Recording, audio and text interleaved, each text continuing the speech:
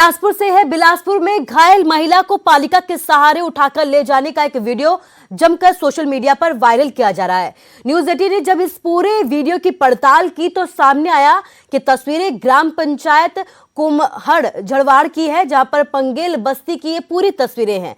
दरअसल महिला पेड़ से गिरने के बाद घायल हो गई थी। ग्रामीणों का कहना है कि 75 साल बीत जाने के बाद भी गांव में सड़क नहीं पहुंच पाई है। सड़क सुविधा नहीं होने की वजह से आज भी ये गांव परेशानियों से जूझ रहा है, लेकिन आज तक इस ओर किसी का भी ध्यान नहीं गया है। सड़क सुविधा नहीं होने की वजह से आज भी बीमार लोगों को और गर्भवती महिलाओं को सड़क तक पहुंचाने के लिए पालकी का ही सहारा लिया जाता है। तो हिमाचल की बिलासपुर की तस्वीरें हैं। आपको बता दें कि इस तरीके की तस्वीरें अब तक हिमाचल से कई जगहों से सामने आ चुकी हैं। तो आप देख सकते हैं कि किस तरीके से बीमार महिला को सड़क तक पहुंचाने के लिए पालकी का सहारा लिया गया है।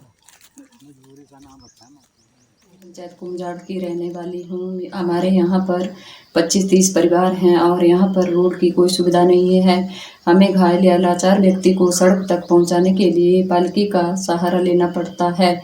हमारी प्रशासन से यह प्रार्थना है कि बसंत सिंह के घर से हरिजन बस्ती पंगेल तक सड़क मार्ग से जोड़ा जाए। हमारे यहाँ पर 20 से 25 परिवार हैं और 100 से 150 के लगभग हमारी आबादी है। हमें किसी भी प्रकार की सड़क की कोई सुविधा नहीं है। जब कभी भी किसी मरीज़ को या लाचार व्यक्ति को सड़क तक ले जाना होता है तो हमें पालकी का सहारा लेना पड़ता है। हमारी प्रशासन से यही मांग है कि बसंत सिंह के घर से लेकर हरिजन बस्ती, जिसकी दूरी लगभग 900 मीटर है, वहां तक संपर्क मार्ग अतिशीघ्र बनाया जाए। तो कोरोना ने हिमाचल में कई बच्चों को अनाथ कर दिया। अनाथ बच्चों को लेकर हिमाचल सरकार ने एक बड़ा फैसला लिया है। ऐसे बच्चों का जीवन संवारेगी हिमाचल सरकार। अनाथ बच्चों को 3,500 रुपए प्रति माह देने की तैयारी की जा रही है। 2,000 केंद्र और 1,500 रुपए जयराम सरकार देगी, ऐसा ऐलान किया गया। इतना ही नहीं, इन बच्चों की गुणवत्ता पूर्वक शिक्षा मुहैया करवाने की भी तैयारी की जा रही है।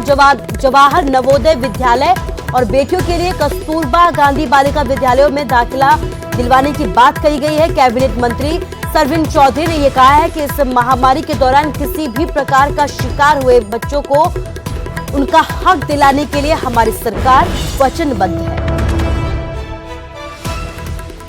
और हमें दुख है, हमारी कोशिश है सरकार की कि सब लोग बचें, लेकिन फिर भी ऐसी कुछ कई जगह पे अप्रिय घटनाएं हुई हैं। उसके लिए हमारी संवेदना भी है। और जो ऑर्फन हो गए बच्चे, अनाथ हो गए, उनके लिए सरकार ने 3500 रुपये महीने देने की बात भी रखी है, जिसमें 2,000 रुपये केंद्र सरकार, 1,500 हिमाचल की सरकार जो है वो देगी। और 18 साल तक उसका जो प्रीमियम होगा वो भी केंद्र के PM फंड से ही उनका वो सब जाएगा।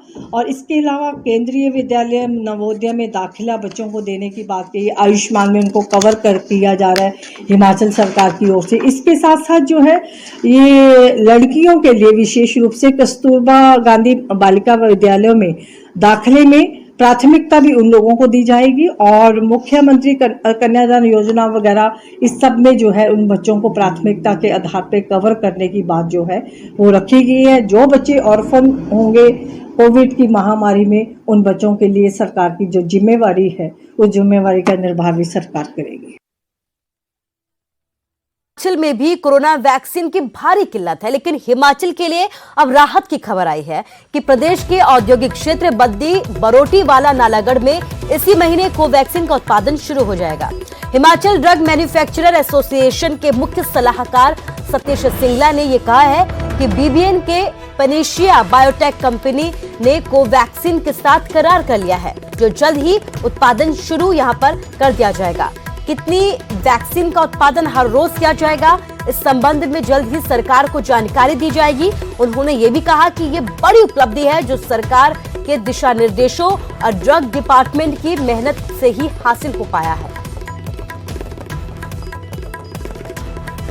हम तेज गति से करना चाह रहे हैं और जो कंपनी की ओर से हमें संदेश आया है कि जून के महीने के साथ बीच में इसके पश्चात ये उपलब्धता और बढ़ेगी और उसके बाद ये सारा जो है जो जिसको लेकर के आप ये जानकारी चाह रहे हैं इसका समाधान हो जाए।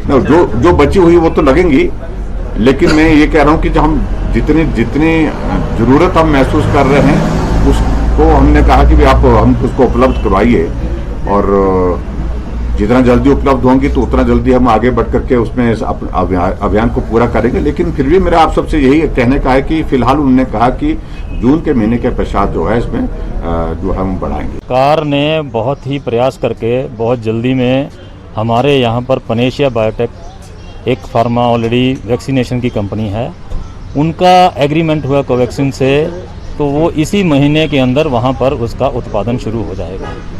ऐसा सरकार के दिशा निर्देशानुसार और हमारे ड्रग डिपार्टमेंट की मेहनत से ये इतनी जल्दी क्रियान्वित हुआ, ये एक बहुत बड़ी उपलब्धि है हमारे प्रदेश के लिए। ओवरलोड वाहनों पर कार्रवाई करने के लिए हरियाणा सरकार ने कमर कस ली है। चंडीगढ़ में परिवहन मंत्री मूलचंद शर्मा की अध्यक्षता में हुई बैठक में इसका फैसला लिया गया है। न्यूज 18 से खास बातचीत में परिवहन मंत्री ने यह कहा है कि हरियाणा के पड़ोसी राज्यों पंजाब, हिमाचल प्रदेश और राजस्थान से आने वाले ओवरलोडेड वाहनों की धरपकड़ के लिए परिवहन विभाग और खनन विभाग की संयुक्त टीमें गठित की गई हैं। इसके साथ ही बॉर्डर्स पर दर्जन भर के करीब एंट्री पॉइंट चिन्हित किए गए हैं। मौके पर ही चालान कर वाहन जब्त किए जाएंगे, साथ ही वीडियो रिकॉर्डिंग भी की जाएगी।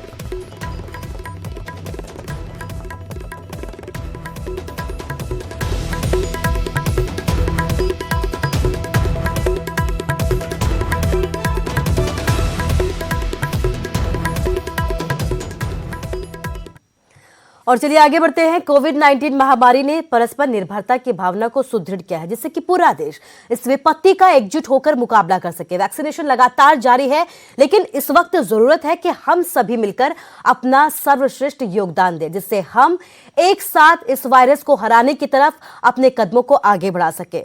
नेटवर्क 18 इस मुहिम में हर कदम पर आपके साथ खड़ा रहेगा। जब तक सभी सुरक्षित नहीं होते, तब तक कोई भी सुरक्षित नहीं होगा। इस सोच के आधार पर हमारे कैंपेन संजीवनी का लक्ष्य यह सुनिश्चित करना है कि वैक्सीन पाना सभी भारतीयों का अधिकार है।